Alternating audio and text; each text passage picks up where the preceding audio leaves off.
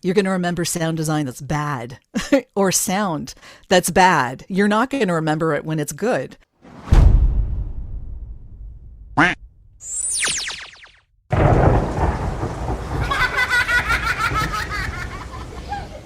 Today, we discuss subtlety.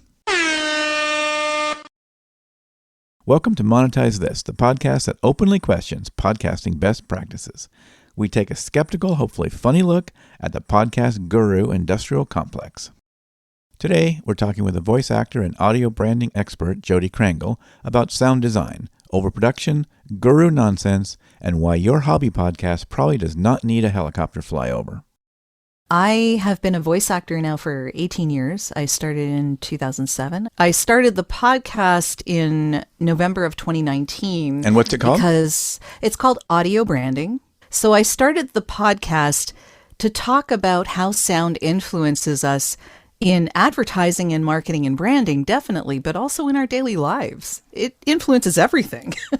So I have all sorts of really fascinating conversations with people who work in advertising and branding and marketing, but who also work in healthcare, who work in car sales, who work in public speaking, who work in voiceover, who work in agencies that hire voice talent or that make sonic branding for companies and things like that. And it's just, there's a whole big discussion about all of it. And I love it. It's immersing myself in sound. I love it. Now, to be clear, I joke about production constantly, but sound does matter. And that's why I invited someone who actually knows what they're talking about. That sound, that voice, or the music or whatever, it's not meant to be a Band-Aid. It's meant to be part of the actual production. It influences everything that you hear and see. Everything that you experience and remember about that project has a lot to do with the sound. That seems quite reasonable. Perhaps annoyingly so for this show. In a lot of cases, I was the last person brought on to the project. And it made no sense to me because the connection between the visuals and the audio is what really makes a production special. She's right. You can forgive mediocre video. Bad audio feels like punishment. It's what makes us feel things. Sound is what makes us feel things.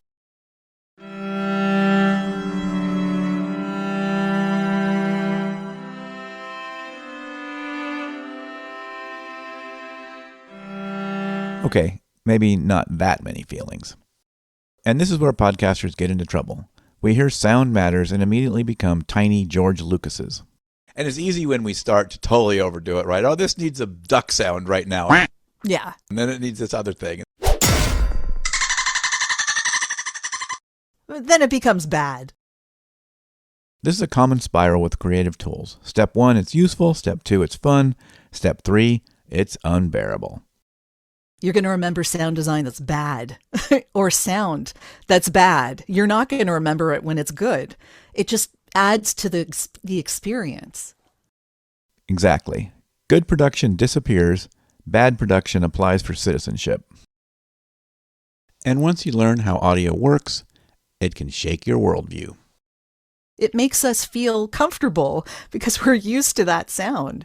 And things like Foley artists. So they're people who go out and make sounds from everyday items and whatever that you would hear in a movie.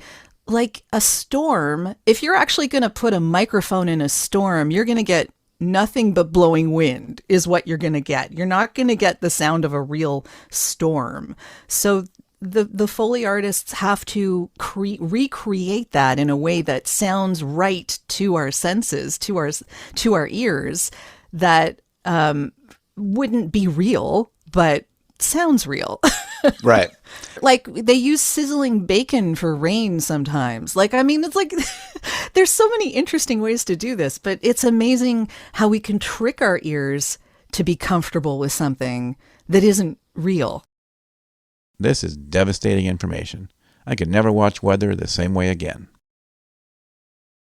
But despite all this, somewhere right now, someone is selling a course called 7 Cinematic Audio Secrets to 10x Listener Retention. That's the thing, right? Like every guru in any industry is going to tell you, oh, you can make $1 million doing this, or you can do this in 3 days or whatever. And that worked great for them, but their template may not necessarily work for everyone. This is the statement that destroys half the internet. Templates help, but eventually somebody has to become a person. I just think you got to make your own way. You got to find out what works for you. And this applies to podcasting more than anything. People obsess over gear, workflows, thumbnails, hooks, funnels to your funnels. Meanwhile, people listen to a podcast for the information, but they stay for the host, right? That's kind of what happens. They get to know the host and they understand who that person is eventually and decide that they want to continue to tune in.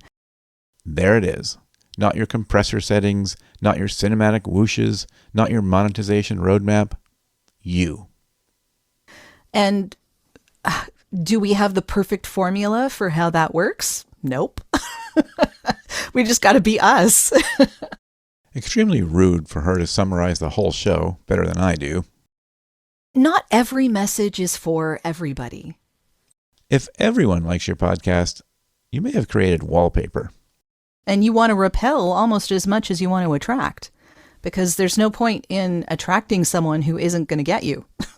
Why? Why would you bother? That's music to my ears, but maybe not the best dating strategy. So what did we learn today? Sound matters. Too much sound also matters. Templates are suspicious, and your podcast probably needs less optimization and more personality. My thanks to Jodi Krangle for bringing wisdom to a show clearly unprepared to handle it. You can find her at voiceoversandvocals.com, and her podcast is Audio Branding. I'm David Beckmeyer, and this has been Monetize This, the only podcast willing to say your podcast does not need more duck sounds.